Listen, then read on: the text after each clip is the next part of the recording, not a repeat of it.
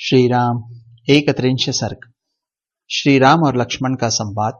श्री राम की आज्ञा से लक्ष्मण का सुहृदों से पूछकर और दिव्य आयुध लाकर वनगमन के लिए तैयार होना। श्री राम का उनसे ब्राह्मणों को धन बांटने का विचार व्यक्त करना। जिस समय श्री राम और सीता में बातचीत हो रही थी, लक्ष्मण वहां पहले से ही आ गए थे। उन दोनों का ऐसा संवाद सुनकर उनका मुखमंडल आंसुओं से भीग गया। भाई के विरह का शोक अब उनके लिए भी असह्य हो उठा।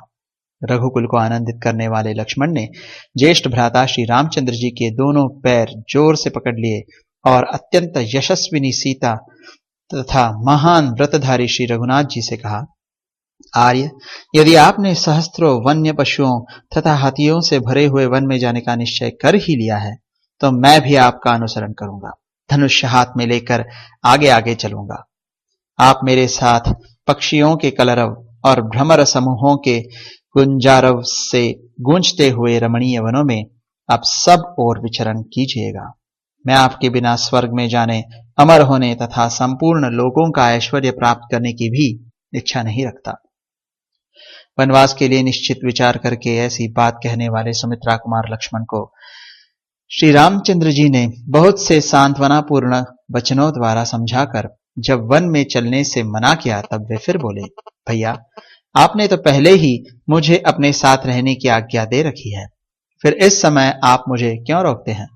निष्पाप रघुनंदन, जिस कारण से आपके साथ चलने की इच्छा वाले मुझको आप मना करते हैं, उस कारण को मैं जानना चाहता हूं। मेरे हृदय में इसके लिए बड़ा संशय हो रहा है। ऐसा कहकर धीर वीर लक्ष्मण आगे जाने के लिए तैयार हो भगवान श्री राम के सामने खड़े हो गए और हाथ जोड़कर याचना करने लगे। तब महातेजस्वी श्री राम ने उनसे कहा, लक्ष्मण, तुम मेरे स्नेही, धर्मपरायण, धीर वीर तथा सदा सन्मार्ग में स्थित रहने वाले हो। मुझे प्राणों के समान प्रिय हो तथा मेरे वश में रहने वाले आज्ञा पालक और सखा हो। सुमित्रानंदन, यदि आज मेरे साथ तुम भी वन को चल दोगे, तो परम यशस्विनी माता कौशल्या और सुमित्रा की सेवा कौन करेगा? जैसे मेघ पृथ्वी पर जल की वर्षा करता है, उसी प्रकार जो सबकी कामनाएं पूर्ण करते थे, वे महातेजस्वी महाराज दशरथ अब कैकेयी के प्रेम पाश में बंध गए हैं। कैकेयी राज अश्वपति की पुत्री कैकेयी महाराज के इस राज्य को पाकर मेरे वियोग के दुख में डूबी हुई अपनी सौतों के साथ अच्छा बर्ताव नहीं करेगी। भरत भी राज पाकर कैकेयी के अधीन रहने के कारण दुखिया कौशल्या और सुमित्रा का भरण पोषण नहीं करेंगे। अतः सुमित्रा कुमार, तुम यहां रहकर अपने प्रयत्न से अथवा राजा की कृपा प्राप्त करके माता कौशल्या का पालन करो। मेरे बताए हुए इस प्रयोजन को ही सिद्ध करो। ऐसा करने से मेरे प्रति जो तुम्हारी भक्ति है, वह भी भली भांति प्रकट हो जाएगी तथा धर्मज्ञ गुरुजनों की पूजा करने से जो अनुपम एवं महान धर्म होता है, वह भी तुम्हें प्राप्त हो जाएगा। रघुकुल को आनंदित करने वाले सुमित्रा कुमार, तुम मेरे लिए ऐसा ही करो, क्योंकि हम लोगों से बिछुड़ी हुई हमारी मां को कभी सुख नहीं होगा, वह सदा हमारी ही चिंता में डूबी रहेगी। श्री राम के ऐसा कहने पर बातचीत के मर्म को समझने वाले लक्ष्मण ने उस समय बात का तात्पर्य समझने वाले श्री राम को मधुर वाणी में उत्तर दिया, वीर, आपके ही तेज और प्रभाव से भरत माता कौशल्या और सुमित्रा दोनों का पवित्र भाव से पूजन करेंगे, इसमें संशय नहीं है। वीरवर, इस उत्तम राज्य को पाकर यदि भरत बुरे रास्ते पर चलेंगे और दूषित हृदय एवं विशेषतः घमंड के कारण माताओं की रक्षा नहीं करेंगे, तो मैं उन दुर्बुद्धि और क्रूर भरत का तथा उनके पक्ष का समर्थन करने वाले उन सब लोगों का वध कर डालूंगा, इसमें संशय नहीं है। यदि सारी त्रिलोकी उनका पक्ष करने लगे, तो उसे भी अपने प्राणों से हाथ धोना पड़ेगा। परंतु बड़ी माता कौशल्या तो स्वयं ही मेरे जैसे सहस्त्र मनुष्यों का भी भरण कर सकती है, क्योंकि उन्हें अपने आश्रितों का पालन करने के लिए 1,000 गांव मिले हुए हैं। इसलिए वे मनस्विनी कौशल्या स्वयं ही अपना मेरी माता का तथा मेरे जैसे और भी बहुत से मनुष्यों का भरण पोषण करने में समर्थ है। अतः आप मुझको अपना अनुगामी बना लीजिए, इसमें कोई धर्म की हानि नहीं होगी। मैं कृतार्थ हो जाऊंगा तथा आपका भी प्रयोजन मेरे द्वारा सिद्ध हुआ करेगा। प्रत्यंचा सहित धनुष लेकर खंती और पिटारी लिए आपको रास्ता दिखाता हुआ मैं आपके आगे आगे चलूंगा।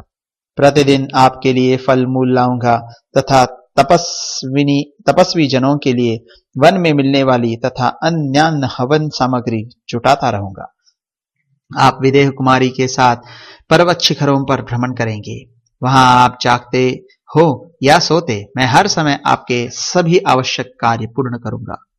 लक्ष्मण की इस बात से श्री रामचंद्र जी को बड़ी प्रसन्नता हुई और उन्होंने उनसे कहा, सुमित्रानंदन, जाओ माता आदि सभी सुहृदों से मिलकर अपनी वन यात्रा के विषय में पूछ लो, उनकी आज्ञा एवं अनुमति ले लो। लक्ष्मण, राजा जनक के महान यज्ञ में स्वयं महात्मा वरुण ने उन्हें जो देखने में भयंकर 2 दिव्य धनुष दिए थे, साथ ही जो 2 दिव्य अभेद्य कवच, अक्षय बाणों से भरे हुए 2 तरकस तथा सूर्य की भांति निर्मल दीप्ति से दमकते हुए जो 2 स्वर्णभूषित खड्ग प्रदान किए थे, वे सभी दिव्यास्त्र मिथिला नरेश ने मुझे दहेज में दे दिए थे। उन सब को आचार्य देव के घर में सत्कार पूर्वक रखा गया है। तुम उन सारे आयुधों को लेकर शीघ्र लौट आओ। आज्ञा पाकर लक्ष्मण जी गए और सूरज जनों की अनुमति लेकर वनवास के लिए निश्चित रूप से तैयार हो इक्ष्वाकु कुल के गुरु वशिष्ठ जी के यहाँ गए। वहां से उन्होंने उन उत्तम आयुधों को ले लिया। क्षत्रिय शिरोमणि सुमित्रा कुमार लक्ष्मण ने सत्कार पूर्वक रखे हुए उन माल्य विभूषित समस्त दिव्य आयुधों को लाकर उन्हें श्रीराम को दिखाया। तब मनस्वी श्रीराम ने वहां आए हुए लक्ष्मण से प्रसन्न होकर कहा, सौम्य लक्ष्मण, तुम ठीक समय पर आ गए। इसी समय तुम्हारा आना मुझे अभीष्ट था।